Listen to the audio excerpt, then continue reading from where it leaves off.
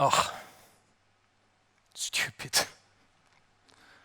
Really stupid I was, and full of ignorance when I pushed my Maasai friend Big Moses for this walking safari.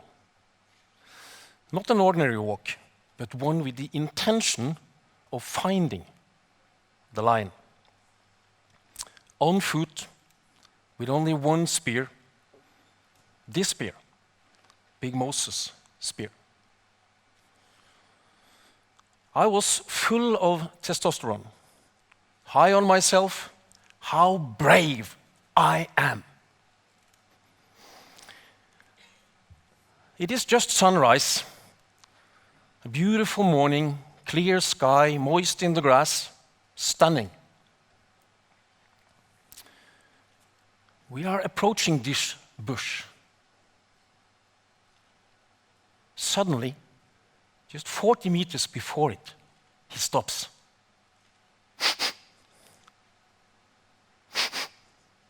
Sniff the air. Then he whispers, "Lion."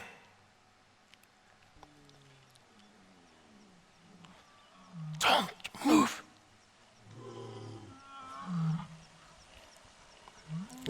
After a long silence, he says, "The lion has just left." And he starts to approach the bushes. Me on his heels. We enter the bushes, and I see it. Lion mane hanging in the acacia thorn, and huge footprints in the sand. Fresh. There and then, I realize this is knowledge. I am terrified, but very happy I'm not in this picture.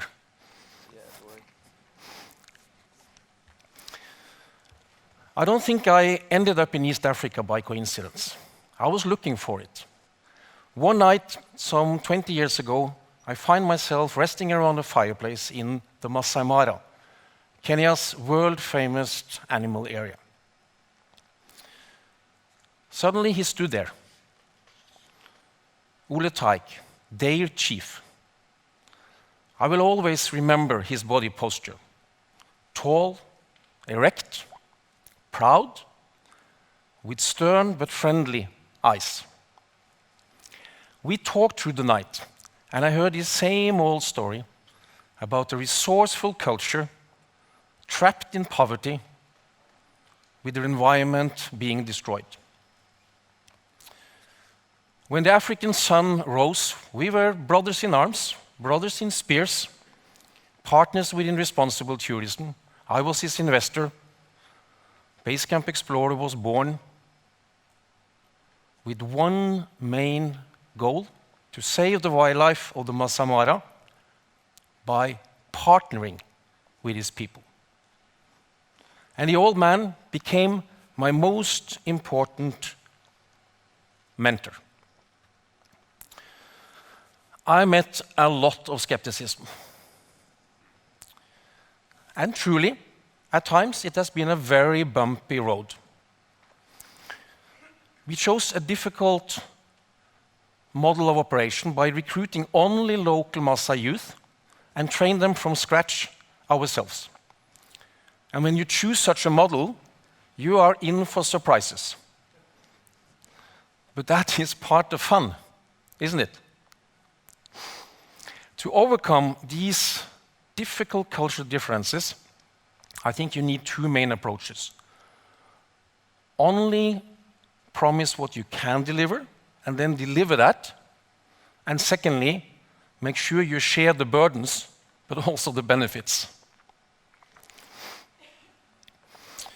Basecamp Explorer became a showcase in responsible tourism.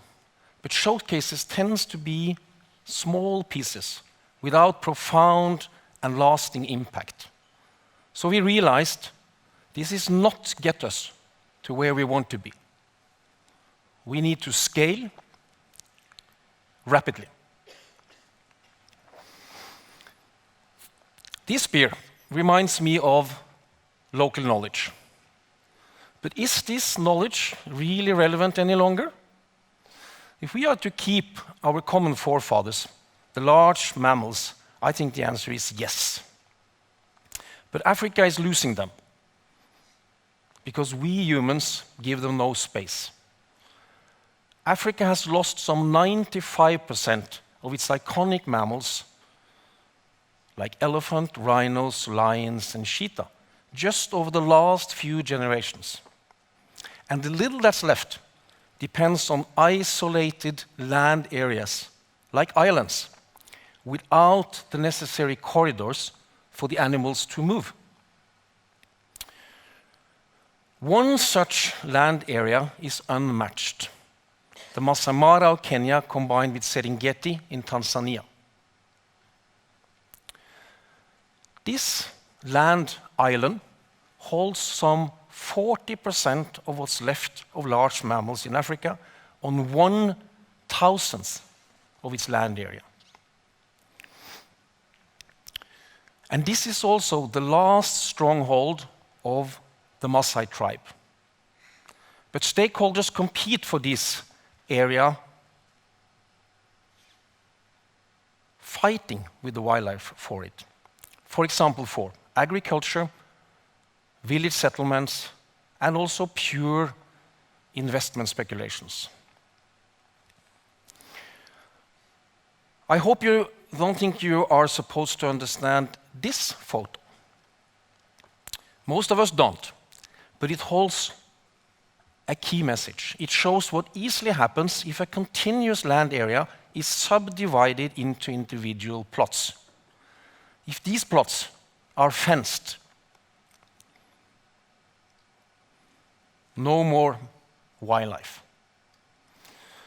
So to meet this threat, leading Maasai landowners sat with tourist investors like ourselves and agreed to a model. The landowners would invest their land for wildlife conservation based on a long-term lease agreement. So why did they do that? They did it based on a model that combines 4 factors that are important to them. Guaranteed lease payments, controlled cattle grazing, job creation, and community projects. They choose the name Mara Naboisho Wildlife Conservancy. Naboisho is an old Maasai war cry used in times of existential threat. It literally means coming together, shoulders by shoulders, spears raised. That was the way they felt, and that moved the rest of us into action. I can't recall how many times I heard our Maasai friends saying, Naboisho has reinstalled our hope for the future. Naboisho means to live and to let live. You could rightly ask, has it really worked? The Naboisho model has been scaled across the northern part of the Masai Mara ecosystem. Here are the results up to this point. More than 1,000 square kilometers, that's 250,000 acres, secured for wildlife. $3.8 million paid yearly in lease fees. Some 2,000 very needed jobs created. This means that some 75,000 individuals has got a much better life. And wildlife has flourished at the same time, this over a 10-year period. So we are on the move. But this is neither perfect or finished. We have huge issues. Let me only mention 2 for you. Too many livestock leading to overgrazing and too fast population growth. Living among the Maasai for longer periods of time, I'm often asked by our tourist guests, so who are these mystical Maasais really? I don't know, but I know some reasons why I like to be with them. They have a very strong identity for their culture. They smile and laugh a lot, and that makes life much more enjoyable, doesn't it? And they're a very welcoming culture once you earn their trust. This is not a culture that starts with building a wall. One morning, I'm out walking with another Maasai friend, Tonkei Oletaik, and believe it or not, this time we are not looking for the lion. And we come to this natural water spring, teeming with wildlife, and suddenly we hear these cowbells, and this Maasai herder comes with his cows to drink. A bunch of them, 30, 40, maybe even 50. And I immediately start counting, 1, 2, 3, and I get to 4. Then my friend Tonke says, 1 is missing.